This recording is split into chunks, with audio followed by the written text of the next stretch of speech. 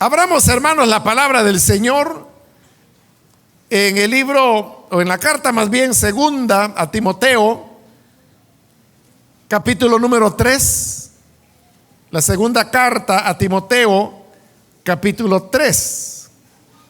Y ahí vamos a leer la palabra del Señor, al mismo tiempo que saludamos a la audiencia del 1450 AM que nos están escuchando, como también a la audiencia de Radio Restauración, el 100.5 en el FM, que en todo el país nos están oyendo lo que está ocurriendo acá en San Miguel.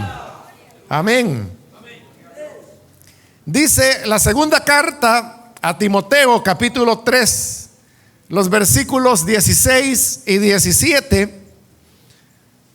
Toda la escritura es inspirada por Dios y útil para enseñar, para redarguir, para corregir, para instruir en justicia, a fin de que el hombre de Dios sea perfecto, enteramente preparado para toda buena obra. Amén. Pueden sentarse, hermanos, por favor. Hemos leído, hermanos, este pasaje de la Biblia que es bastante conocido. Muchos de seguro lo conocen de memoria. Es uno de esos pasajes de la Biblia que se enseña en la escuela bíblica a los niños y niñas desde tempranas edades y que van quedando marcados en nuestra mente, en nuestro corazón, a lo largo de nuestras vidas. Este es un pasaje que nos habla, como lo hemos leído, acerca de las escrituras. Ese nombre de escrituras es el que encontramos en la Biblia y que se refiere a lo que serían los escritos sagrados, tanto del judaísmo, que son los que forman lo que hoy conocemos como el Antiguo Testamento, como los libros sagrados del cristianismo, que son lo que forman lo que hoy conocemos como el Nuevo Testamento. A eso es a lo que la escritura o la Biblia le da el nombre que encontramos ahí, escrituras. Entonces, siempre que usted encuentre dentro del texto de la Biblia que se usa la palabra escritura, se está usando en ese sentido, que no es cualquier otra carta o libro escrito humanamente, sino que es ciertamente un libro que puede ser extenso, como hay algunos libros de la Biblia, como el profeta Isaías, por ejemplo, que es un libro extenso. El libro de los Salmos, que también es un libro extenso, que tiene 150 capítulos. O pueden ser libros mucho más cortos, que como Abdías, que solo tiene un capítulo, o en el Nuevo Testamento, cartas como la de Filemón, segunda, tercera de Juan, que también tienen un capítulo, Judas, que también tiene un solo capítulo. Pero lo importante no es la longitud, es la extensión, sino que el hecho que se trata de palabra de Dios. Y lo que nos dice el versículo es que toda la escritura es inspirada por Dios. Es decir, no tenemos en la Biblia nada que uno pueda decir, es que mire, a eso no le haga caso porque eso realmente no es palabra de Dios. Lo que dice acá es que toda la escritura es inspirada de Dios. Por eso es que la Biblia no puede admitir recortes Y tampoco podemos nosotros decir, bueno, yo voy a tomar de la Biblia aquello que me gusta y lo que no me gusta, entonces no lo voy a tomar. Y esto que estoy diciendo, hermanos, aunque puede parecer algo que uno diría, bueno, eso es sentido común, ¿no? Pero quiero decirle que hay personas que así son, que toman de la Biblia aquello que les agrada, en tanto que desechan lo que no les agrada. Recuerdo a un hombre que, pues él manifestaba ser homosexual, y él me decía que pues tenía otro hombre o una pareja, y él decía pues que lo amaba, que se amaban, decía él. Entonces la pregunta que él me hacía era que si Dios iba a condenar algo tan hermoso como es el amor. Entonces yo le dije, mire, es que lo que ocurre es que la Biblia habla del amor. Hay todo un capítulo en la Biblia que es Primera de Corintios, capítulo 13, que habla acerca del amor.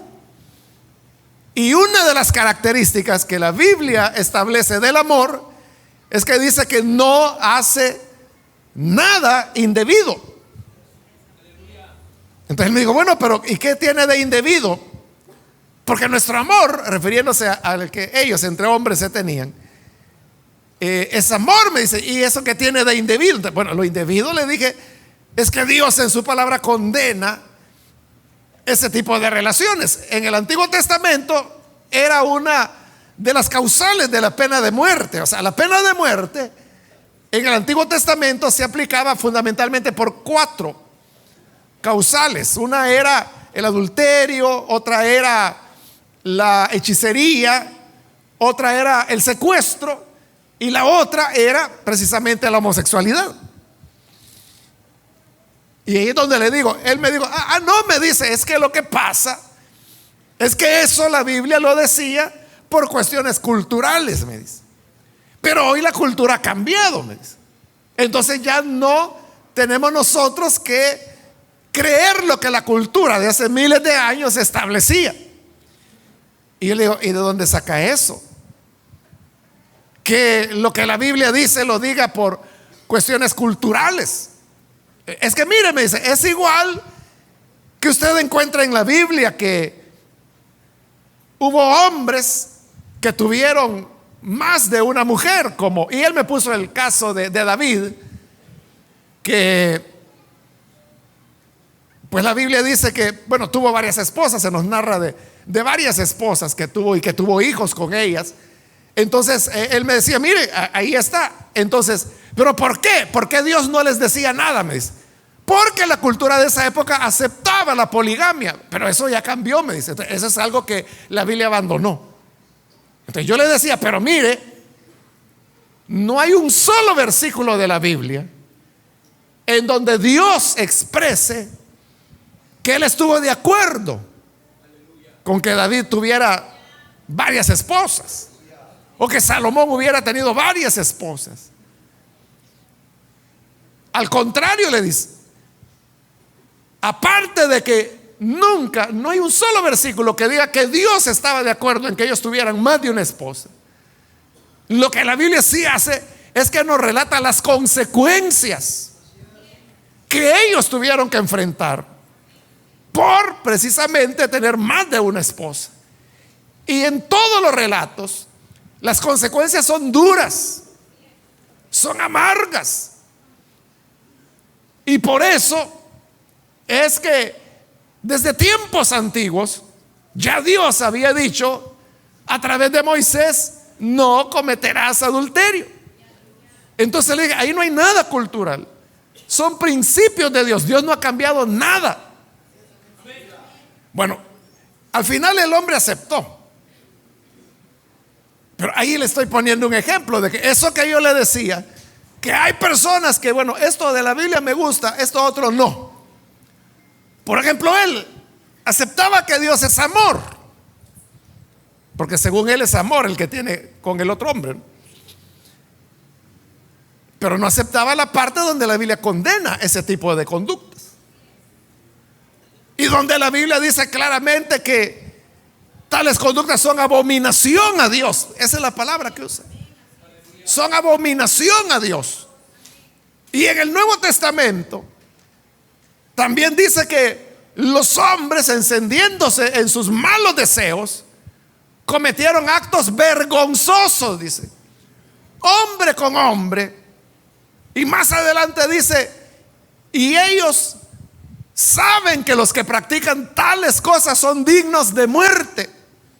Y no solo las hacen, sino que consienten a quienes la hacen. Entonces, más claro no puede hablar la Biblia, ¿no? Pero ya ve, la gente quiere tomar lo que le agrada y lo que no le agrada no, o lo que le afecta en sus malos procederes, no lo quieren tomar. Pero ante eso es que estamos leyendo que dice toda la escritura es inspirada por Dios.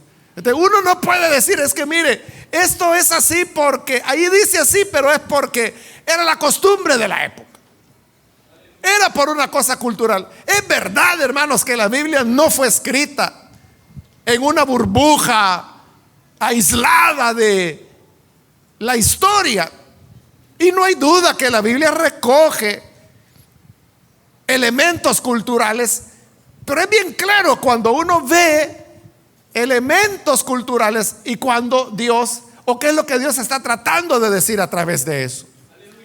Si usted lee en los Salmos, por ejemplo, dice la Biblia que sale el sol, hablando del amanecer, sale el sol, dice, y se apresura, dice, a recorrer su camino. Entonces, alguien podrá decir, pero entonces lo que está diciendo la Biblia es que es el sol el que camina. Sí, eso es lo que la Biblia dice. Ahora, nosotros sabemos que no es así, que es al revés, ¿verdad? Que no es el sol el que camina, es la tierra la que va girando. Entonces, ahí es evidente que hay un elemento cultural. Y no ha faltado quien ha dicho, ya vio, la Biblia miente, porque ahí dice que el sol es el que camina y el sol no camina. Pero ¿acaso nosotros mismos, hermanos, que estamos en el siglo XXI, en lo que se le ha llamado la cuarta revolución, acaso no nosotros todavía en el amanecer no decimos nosotros, ya está saliendo el sol, decimos? Y todos sabemos, porque en la escuela nos enseñaron que no es el sol el que camina, sino que es la tierra la que gira. Pero ninguno de nosotros decimos, hoy está amaneciendo como entre 5:30 y 5:45. Pero nadie de nosotros decimos, ya la tierra está girando sobre su órbita de tal manera que los rayos del sol comenzarán a entrar por la atmósfera. No hablamos así. Sabemos que es así, pero nadie de nosotros hablamos así. Lo que decimos es, ya va saliendo el sol, o ya se va a ocultar el sol. Así hablamos. Entonces, si hoy, como le digo, en el siglo XXI hablamos así, entonces en los salmos que fueron escritos siglos antes de Cristo, ¿cómo no iban a hablar así? Entonces, pero es evidente que es un elemento cultural, ¿verdad? Porque no hay, hermano, es que yo le aseguro que ni siquiera los ingenieros de la NASA dicen, ya la Tierra va rotando. No, no. Ellos lo que dicen es, ya va a amanecer, ya va a salir el sol, o ya va a salir la luna. Y ellos saben perfectamente que es la Tierra la que va girando. Entonces, no podemos pedirle a la Biblia que nos hable con un lenguaje científico cuando su propósito no es científico. Aunque no hay choque entre lo que la Biblia dice y lo que la verdadera ciencia enseña. Es más, la Biblia tiene revelaciones. Por ejemplo, en el libro de Job, que se considera, si no el libro más antiguo, al menos uno de los más antiguos que tiene la Biblia. ¿Y qué dice el libro de Job? Dice que la tierra es redonda. Dice que la esfera de la tierra, dice, flota en el vacío. Y ahí estamos hablando de un libro que mínimamente fue escrito por el año 2500 antes de Cristo. Es decir, ya casi tiene 5,000 años de haber sido escrito. ¿Y qué creía la gente hace 5,000 años? Creían que la tierra era plana. Creían que la tierra estaba sostenida por una gran tortuga que estaba debajo, y que esta tortuga andaba nadando en un gran mar. Y eso se creía hasta hace poco, hasta el siglo XVI. Pero ya la Biblia ya había dicho, primero, que no era plana, sino que era esférica. Habla de la circunferencia de la tierra. Y habla de que flotaba en el vacío, en una época cuando de gravedad la gente no sabía nada. Porque usted sabe, la gravedad fue una elaboración que hizo Newton, y lo hizo hace unos 700 años. Pero antes de eso nadie sabía del tema de la gravedad. Pero ya el libro de Job habla que la tierra flotaba en el aire. O los escritos de Salomón en el Cantar de los Cantares. Dice que el agua cae de la lluvia, va por el río, va al mar, y que del mar, dice, vuelve a la montaña. Eso que parece, bueno, es una poesía, ¿no? Pero eso que está diciendo Salomón es lo que hoy los científicos llaman el ciclo del agua, que en la época de Salomón no se conocía. Hoy nosotros sabemos que así es, ¿verdad? Que llega el agua al mar, el sol hace que el agua se evapore, forma las nubes viajan, y cuando llegan a las montañas, como allí es más frío, el vapor se condensa, cae en forma de gotas de lluvia, le llamamos nosotros, y vuelve al río. Ese es el ciclo del agua que le está dando vuelta desde que la tierra es tierra, ¿no? Pero ya Salomón lo había dicho antes que los científicos lo dijeran. Bueno, eso, hermano, solo por mencionar algunas cosas. Pero a lo que vamos es a lo que dice la Biblia, que toda la escritura es inspirada. Ahora, ¿qué quiere decir la palabra inspirada? Inspirada significa que los hombres que escribieron la Biblia, que fue en diferentes épocas, hay libros de los cuales no se sabe quién los escribió. Por ejemplo, no se sabe quién escribió el libro primero de Samuel. No se sabe quién escribió el libro de Reyes, o quién escribió el libro de Crónicas. No se sabe, se perdió en el tiempo. Y hay otros libros que sí sabemos. Jeremías, por ejemplo, el mismo libro de Jeremías explica cómo fue que Jeremías dictó el libro y cómo es que lo tenemos hoy. Pero estos hombres que escribieron los diferentes libros, muchos de ellos, yo creo que quizás todos, no sabían que lo que estaban escribiendo era palabra de Dios, porque dice que fue inspirada por el Espíritu. Entonces, ¿qué ocurrió? Que el Espíritu Santo vino sobre estas personas, Dios les inspiró, y ellos comenzaron a escribir. Algunos comenzaron a escribir, por ejemplo, historia, porque los libros de Samuel, los libros de Reyes, los libros de Crónicas son libros de historia que cuentan la historia de Israel. Entonces, igual que acá en nuestro país puede haber un historiador que nos dice cómo fue la conquista del Salvador, cuándo vinieron los españoles, quién fue Pedro de Alvarado, cómo fue la independencia, quiénes fueron los próceres. Está contando historia. Eso es lo que ellos hacían, contar historia. No sé si usted sabe, y si no sabe le cuento, que en Israel, en las escuelas, cuando tienen su clase de historia, ¿sabe cuál es el libro de texto que utilizan en las escuelas israelitas? La Biblia. Ellos no creen en el Nuevo Testamento, pero sí en el Antiguo. Entonces, utilizan precisamente el libro de Génesis, el libro de Éxodo, porque ahí está la historia de su pueblo, porque son libros de historia que se escribieron. Entonces, ellos eran historiadores y no sabían que al escribir realmente eso era una inspiración de Dios que estaba dando su palabra. Hubo otros que lo que escribieron fueron poemas o canciones que hoy forman lo que nosotros llamamos salmos. Hay salmos que eran poemas, otros eran oraciones y otros eran letras de cantos que había en Israel. Entonces, el que componía una canción, por ejemplo, él no estaba diciendo: voy a escribir un pedazo de la Biblia. No, ellos lo que estaban pensando era que le llegaba su tonada, una idea, y comenzaba a escribir: el Señor es mi pastor, nada me faltará, en lugares de delicados pastos me hará reposar. Y iban escribiendo la letra de una canción que la cantaban, y luego quedó escrita, la música se perdió, pero las letras quedaron ahí. Entonces, ellos no estaban diciendo: voy a escribir un pedazo de la Biblia, sino que era su capacidad artística como músicos, como poetas. Otros escribían libros de filosofía, como ese libro de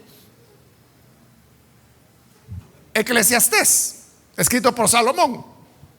Usted léalo, ese es un libro de filosofía, de cómo ver la vida humana, el sentido de la vida humana. Y la conclusión es: vanidad de vanidades, todo es vanidad. O sea, en la vida nada vale la pena porque todo se va a acabar.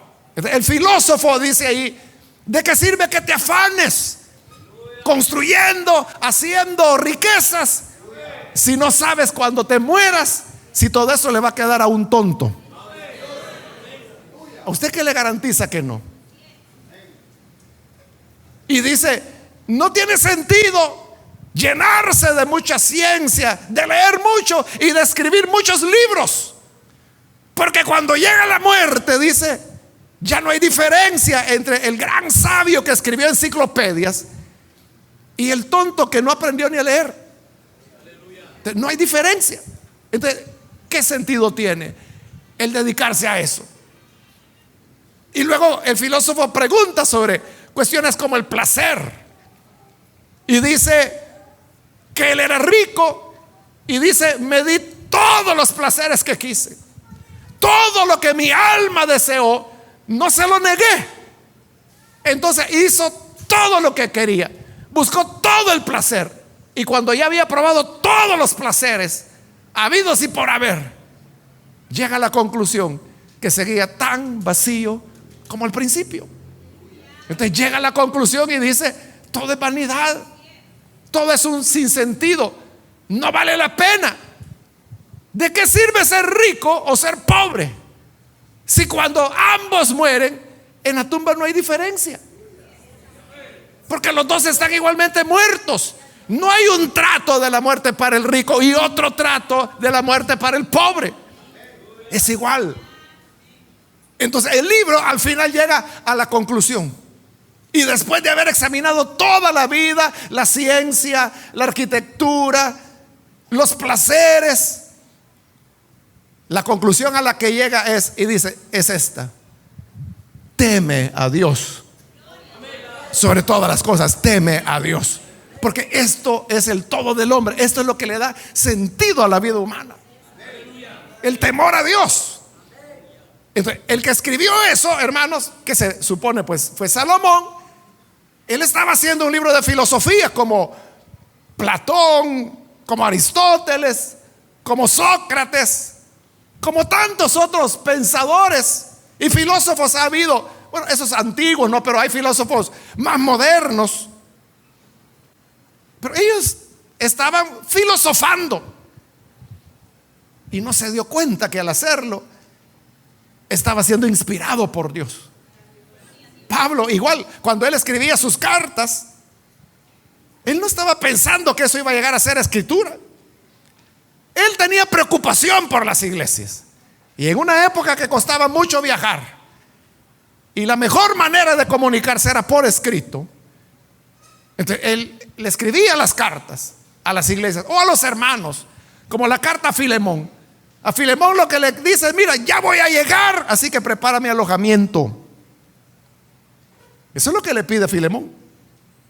¿Qué iba a andar pensando Pablo que esa carta, que tenía que ver con una cuestión de que donde se iba a hospedar, hoy es parte de la Biblia. Y así.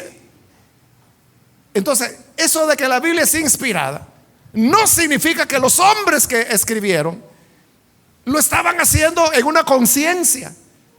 O sea, ay, siento la presencia de Dios. Ahorita mismo agarro la pluma. Uy, que siento. No fue así. Pero detrás de esos hombres, ahí estaba Dios, inspirándolos, animándolos, iluminándoles sobre lo que tenían que escribir. Y cuando finalmente escribieron, lo que escribieron era exactamente lo que el Señor quería que se escribiera. Y así es como llegamos a las Escrituras. En las Escrituras, hermano, los hombres expresaron sus temores. Hay salmos que hablan, pasajes preciosos, como por ejemplo cuando dice: en el día en que temo, yo en ti confío. De quien escribió eso estaba con miedo, tenía miedo. ¿A qué? No lo sabemos. Pero lo que sí sabemos es que cuando temo, en ti confío. Él estaba hablando de sus temores, de sus preocupaciones, de los problemas que había. Pablo, por ejemplo, cuando hablaba de los problemas de la iglesia, le decía: ¿cómo es eso que algunos llegan borrachos para participar de la cena del Señor? Mire qué testimonio el que quedó para la eternidad. Yo le aseguro que si Pablo hubiera sabido que esa carta iba a ser escritura y que 2000 años íbamos a estar hablando de ella, le aseguro que él no menciona que los corintios llegaban borrachos a tomar la cena del Señor. Pero como él no sabía, era una exhortación que él estaba dirigiendo a los corintios. Entonces, la escritura es un milagro, hermanos. Esto que nosotros tenemos en las manos, muchas veces nosotros no apreciamos lo que significa, el valor que tiene. En la época de Jesús, en la época de los apóstoles, tener un libro de la Biblia era carísimo, porque había que hacerlo a mano. El material en el que se escribía era caro, y el tiempo que se invertía en copiar un solo libro de la Biblia, hermano, podía ser un libro, por ejemplo, como Isaías, que tiene 66 capítulos. Eso podía tomar 3 años copiarlo, completar una copia. Imagínense cuánto valía. Era el salario de un escriba o de un amanuense o un copiador, como usted quiera llamarle. Porque escriba, tenemos la idea de que era malo, ¿verdad? Porque fueron los que discutían con Jesús. Pero el escriba, esa era la función de ellos, hacer copias de las escrituras. Entonces, ¿cuánto podría costar? Pero hoy, hermanos, las Biblias son baratas. O sea, baratas en relación a eso, ¿no? Hoy podemos encontrar Biblias. Bueno, yo hallé una por ahí que $2.99 costaba. Claro, así de papel sencillo, ¿verdad? De pasta no rígida. De cuando yo vi el precio, $2.99, le dije: hermano, ¿y este es el verdadero precio? Sí, me dijo, y le podemos hacer descuento. Ah, pues deme 12, le dije yo. Sí, de verdad, me llevé 12. Porque a veces hay personas que no tienen. 12 compré de una vez. Y de verdad, todavía me salió menos de $2.99, porque no me acuerdo si el 15, 20%, algo así me hicieron de descuento. Entonces, eso nos permite tener la Biblia completa. Y pero como es tan barata y abunda tanto, ¿verdad?, que no le ponemos el interés que verdaderamente tiene. Pero cada palabra, cada capítulo es la palabra de Dios hablándonos, Dios hablándonos. A la gente le encanta que Dios le hable. Y si le dicen: mire, por allá hay una señora que dicen que Dios habla a través de ella, allá va toda la gente donde la señora es. Y le llevan gallina y le llevan cangrejos, porque quieren, según ellos, que Dios les hable a través de la señora. Pero en la Biblia, seguro que Dios nos está hablando, porque toda la escritura es inspirada por Dios.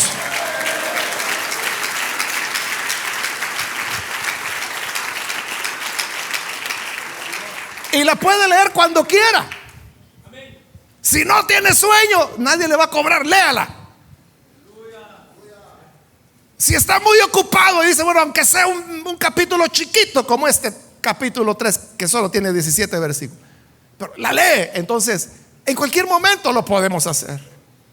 Ahora, esta escritura, inspirada por Dios, dice, es útil para enseñar. Entonces, la Biblia nos enseña cómo debemos manejar nuestras vidas. Y no solo nos enseña cómo manejar nuestras vidas, la Biblia nos enseña, por ejemplo, cómo manejar la iglesia. Porque usted ve acá, y hay gente que cree que las iglesias son propiedad de los pastores. Y dice, mire qué bonito el edificio que tiene hermano Ricardo. Y no es así, porque la iglesia marca la manera como la iglesia está organizada. Entonces el pastor es simplemente la persona que lleva la palabra, la persona que enseña. Los pastores tenemos problemas en el sentido de que mucha gente viene y dice, mire hermano, y no me puede dar trabajo aunque sea de barrer.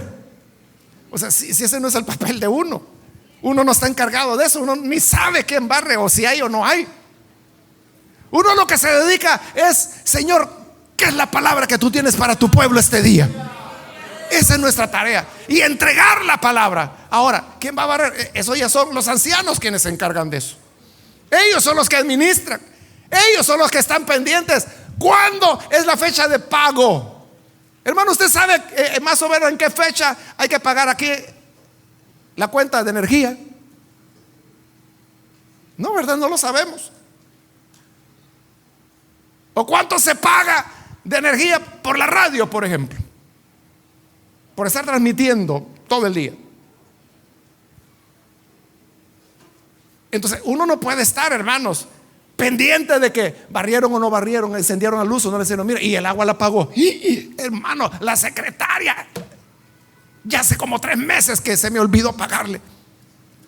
O sea, no es posible que el pastor esté en todo. Entonces la iglesia, cuando dice ahí que la escritura es útil para enseñar, es no solo para enseñar la vida personal de cada uno, nos enseña cómo la iglesia va a funcionar. Porque la iglesia no es una organización, no es un club, no es una asociación, aunque en nuestro país pues la ley nos pide que las iglesias sean inscritas como asociaciones, pero no se maneja como asociación. La iglesia es el cuerpo de Cristo, es el cuerpo viviente de Cristo. Entonces tiene una dinámica diferente. Entonces, ¿cómo se maneja esto? Es, hermanos, porque la escritura es inspirada y útil para enseñar. Entonces, nos enseña. Lo que en este momento estamos haciendo es enseñar. Lo que usted está escuchando y quizá le llama la atención y usted dice, bueno, está interesante, es enseñanza. Entonces, para eso sirve la Biblia, para enseñar. Y para enseñar, la Biblia es la que nos ilumina, la que nos capacita. ¿Por qué cree usted que un pastor puede, por ejemplo, aconsejar una familia o a un joven que está rebelde o a un matrimonio que están peleándose? ¿Por qué cree que el pastor aconseja y orienta? ¿Porque tiene un título de psicología? ¿O porque sacó una maestría en resolución de conflictos? No, es que la palabra de Dios es inspirada y útil para enseñar. Para enseñarle al joven el respeto que debe tener a sus padres. ¿Y por qué? Para enseñar a los padres cómo deben educar a sus hijos sin exasperarlos, como dice la Biblia. Para enseñarle a las parejas de casados cuál debe ser la dinámica para que funcione la cosa. Entonces es útil para enseñar. Pero luego dice para redarguir. Redarguir es cuando se le hace ver a una persona lo malo que está haciendo. Porque a veces, hermanos, la gente, y no es malo, pero a veces la gente pide razones para todo. Entonces usted le puede decir, mire, no vaya a hacer tal cosa que le digo, no ande creyendo en brujos ni en cosas así. Y lo hace. ¿Por qué? ¿Por qué? Ahí es donde la Biblia sirve para redarguir. Porque la palabra del Señor, bueno, hay muchas citas que hablan acerca del tema de la hechicería y la brujería en la Biblia, ¿no? Y la Biblia es clara para redarguir en cuanto a esos temas. Pero no solo eso, sino que nos redarguye cuando estamos haciendo algo mal, cuando hacemos algo incorrecto. Si usted trabaja con el gobierno, usted dirá, bueno, ¿y qué tiene de malo que yo me robe el papel higiénico de la oficina?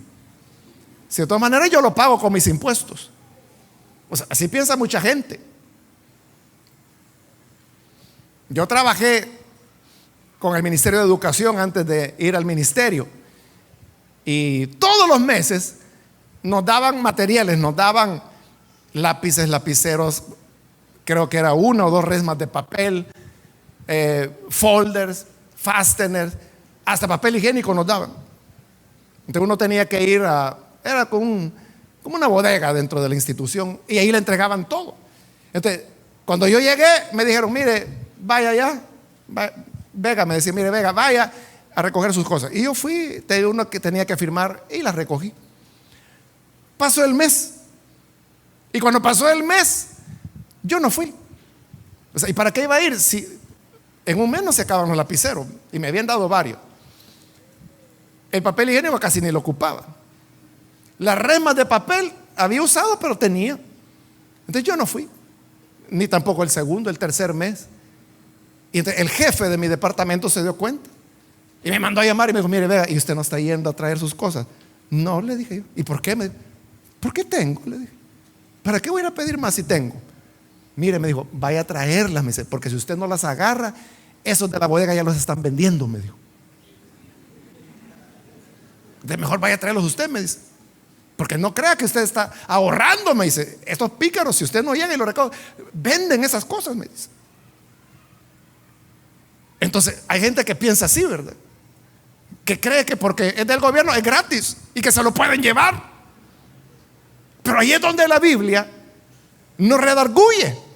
Y si uno dice, bueno, ¿y por qué? ¿Qué tiene de malo? Y no soy yo pues con mi impuesto el que les doy más. Pero hay en la Biblia principios que nos hablan de la honestidad, de la integridad. Que la Biblia dice que ninguno tenga nada que decir de ti. El Señor Jesús dijo que tus obras sean vistas por los hombres para que glorifiquen a Dios por lo que ven a hacer en nosotros. Entonces, hay principios así que nos redarguyen, que nos muestran cosas que la gente puede decir, es que no tiene nada de malo, es que todo el mundo lo hace. Esa es otra historia, ¿verdad? Todo el mundo lo hace. Sí, pero a todo el mundo le da gripe, ¿verdad? Y no significa que sea bueno. Entonces tampoco porque todo el mundo haga determinado pecado no significa que sea bueno.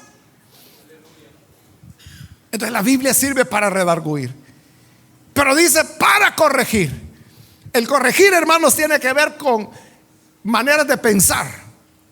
Que uno tiene una manera de pensar, pero entonces viene y la Biblia lo que hace es que nos corrige. Y nos dice, no, eso no es así como tú habías pensado. Una manera de pensar, por ejemplo, que hay, es que mire, el hombre tiene tanta fuerza que una mujer no le aguanta. El hombre necesita más de una mujer. Y eso se dice tanto, esa opinión, que incluso hay mujeres que dicen, y hay esposas que dicen, mire, allá acabamos de ver a su esposo que anda con otra muchacha. No, pues sí, pero él es hombre. Entonces como que si fuera normal, ¿verdad? Pero la escritura, que es inspirada, nos corrige y nos muestra que eso no es posible, y que la Biblia nos enseña que el ideal de Dios es que el hombre sea marido de una sola mujer. Así dice la palabra de Dios. Entonces, y si el hombre dice, es que no, mire, no hay hombre que aguante con solo una mujer. Bueno, esa es la idea que el diablo ha metido, la idea que el pecado ha metido. Pero para eso la Biblia es inspirada, para corregir, para darle vuelta a ese tipo de pensamientos que tenemos. Y como ese, hermanos, podemos tener otras ideas que vienen del mundo, que vienen de una herencia de pecado, que viene de gente que ha llevado una vida mala, y porque llevan esa vida mala se vuelven populares. Pero en la Biblia es donde encontramos la clave para corregir. Y luego dice, para instruir en justicia. Es decir, la Biblia no solo nos enseña, sino que nos instruye, que es diferente, ¿no? Porque la enseñanza tiene que ver con adquirir información. Instrucción es cómo usamos esa información. Entonces la Biblia es ideal para instruirnos en justicia. Entonces cuando se conoce la Biblia, y lo más importante, se vive en la línea que ella dice, entonces la persona adquiere instrucción. Y puede haber cosas que quizás la Biblia no dice así claramente, pero la instrucción hace que esa persona reflexione y diga, eso no es correcto. Si usted busca en la Biblia algún versículo que diga que no hay que fumar, no lo hay. No lo hay. En ningún lugar la Biblia dice que no se pueda fumar. Entonces, ¿de dónde es que los cristianos no fuman? Es instrucción que viene del hecho que la Biblia dice que nuestro cuerpo no es nuestro, sino que dice que ha sido comprado no por oro, no con plata, sino con la sangre preciosa del Hijo de Dios. De tal manera dice la Biblia que no sois vuestros. Y la Biblia dice que nuestro cuerpo es el templo del Espíritu Santo. Dice que nuestros cuerpos son miembros de Cristo. Entonces yo no puedo hacer con mi cuerpo lo que, o sea, porque ahí dice, mire, yo soy el que fumo, yo sé que me va a dar cáncer, yo sé que me voy a arruinar la garganta, pero soy yo, ay, déjeme. Es que no es usted. Su cuerpo no es suyo, es miembro del cuerpo de Cristo, le pertenece a Jesús. Entonces, eso es instrucción. Que aunque no hay un versículo que directamente diga no hay que fumar, pero la instrucción nos lleva a la decisión de entender que eso no es correcto. Quizás es muy sencillo el ejemplo que estoy poniendo, pero el hecho es que la Biblia es útil para instruir en justicia. Entonces la Biblia tampoco dice no hay que copiar en los exámenes, por ejemplo. No lo dice. Pero la Biblia tiene enseñanzas, instrucciones que hablan acerca de la verdad, de la honestidad, de la humildad. Entonces, el estudiante que lee eso sabe que no es correcto. Sabe que no es correcto. Y hay jóvenes a los que lo presionan. Y los amigos le dicen, bueno, ¿y vos que no sos creyente? Sí, sí lo soy. Pues por eso dame copia. Pero ese es un engaño. Es como que se le dijera que no sos creyente. Sí, pues si sos creyente vamos a robar. Es igual, ¿verdad? Le está invitando a algo incorrecto. Y termino con el versículo 17, donde dice que esa instrucción es útil a fin de que el hombre de Dios sea perfecto, enteramente preparado para toda buena obra. Cuando dice que es perfecto, no quiere decir que nunca se equivoca o que no comete errores, porque mucha Biblia podemos conocer, pero somos humanos y cometemos errores y nos equivocamos. Pero lo que sí nos dice y lo que quiere decir es que la Biblia es suficiente para capacitarnos, como dice ahí, para toda buena obra. Entonces, ¿qué es lo que le permite al creyente hacer buenas obras, caminar bien, manejar bien su vida? ¿Qué es lo que se lo permite? La palabra de Dios. Ella es la que nos capacita. Hay personas que dicen, a mí me gusta el evangelio. Un día yo sé que voy a creer, pero ahorita no, porque no vaya a ser que yo comience y que luego me quede a medio camino, que no pueda cumplir. Es que eso es así, no puedes cumplir. Nadie de nosotros puede cumplir. Por eso Dios dejó su palabra, que nos hace perfectos y enteramente capaces para toda buena obra. Tienes razón, tú no puedes, pero no tengas temor. Dios nos ha dejado el regalo de su santa palabra, que es la que nos da la capacidad para hacer su voluntad. Así que Dios nos ayude, hermanos, para valorar la palabra, entenderla, conocerla. Porque de nada sirve que usted tenga 1 o 4 o 5 Biblias en su casa si ni una lee. Pero hay que conocerla. Y conocerla no es solo el pedacito que se lee aquí antes de la predicación. Si usted leyera 3 capítulos cada día en un año, usted habría terminado de leer la Biblia. Si leyera 3 capítulos cada día en un año, la ha completado. Pero hay creyentes que tienen 20 años de estar en la iglesia y todavía no han leído la Biblia completa. No la han leído todavía. Entonces, de nada sirve tenerla si no la conoce.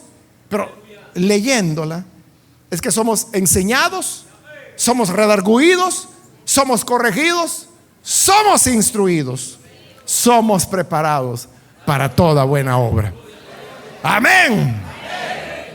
Vamos a cerrar nuestros ojos y yo quiero, antes de orar, invitar, si hay con nosotros amigos o amigas que todavía no han recibido al Señor Jesús como su Salvador, yo quiero invitarle para que usted no vaya a dejar pasar este momento. Y ya que está aquí, el Señor le trajo para instruirle. Y a eso venimos, a aprender. Porque la palabra de Dios es inspirada y útil para enseñar. Y como la Biblia enseña, hemos venido para aprender. Entonces, en la Biblia tenemos la respuesta. La respuesta a cómo haré yo, cómo voy a hacer para agradarle a Dios. La Biblia es la que nos instruye. Quiero entonces invitar, si hay con nosotros algún amigo o amiga que necesita venir al Señor, es primera vez que lo hace. Entonces yo le invito para que ahí donde está nos indique su deseo de recibir a Jesús, levantando su mano, y nosotros con gusto vamos a orar por usted. Cualquier persona, cualquier amigo o amiga que necesita hoy creer en el buen Salvador, levante su mano. Si va a recibirle a Él, hoy es el momento para que pueda hacerlo. Muy bien, aquí hay un hombre, Dios lo bendiga, bienvenido.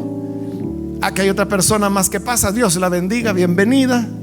Alguien más que necesita venir para creer en el Hijo de Dios, levante su mano, queremos orar por usted.